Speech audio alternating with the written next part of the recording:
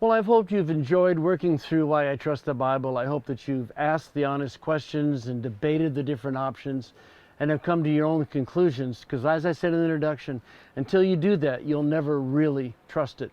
I want to conclude with a story. It was a difficult story for me. I was teaching at a university in Southern California. We had just finished very hot graduation, hours in those silly black robes. And I was headed to drop him off in my office and start summer, and a student, we'll call him Mark, came rushing to me, and he was obviously flustered. He wasn't speaking in complete sentences. He goes, we believe the Bible's true, right? I mean, why? I had him as a student in first semester of his first year, hadn't seen him for the next 3.5 years. And I said, Mark, to myself, I said, Mark, why didn't you ask these questions when we were still around to help you process this for yourself?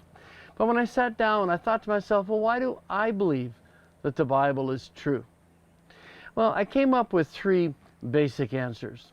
The first is that it says it is. Now, do I believe everything I read? Of course not.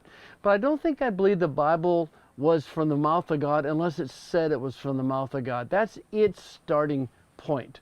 So that was my starting point. And the second reason I trust it is that none of these arguments that we've been covering have any real weight to me. They're all answerable. None of them are totally convincing. They raise interesting questions, but they just didn't convince me that there's basic, deep problems in believing the Bible. But my final reason for trusting the Bible is that I think it's the most rational decision to make.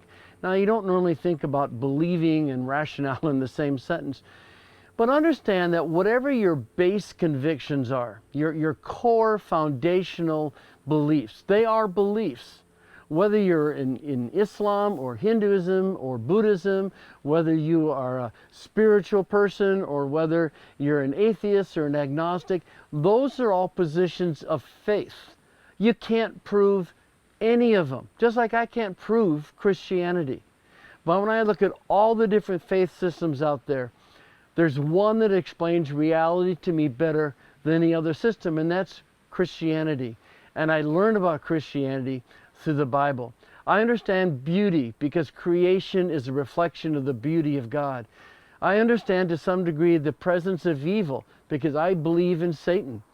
I believe in all of these things because it just makes sense to me.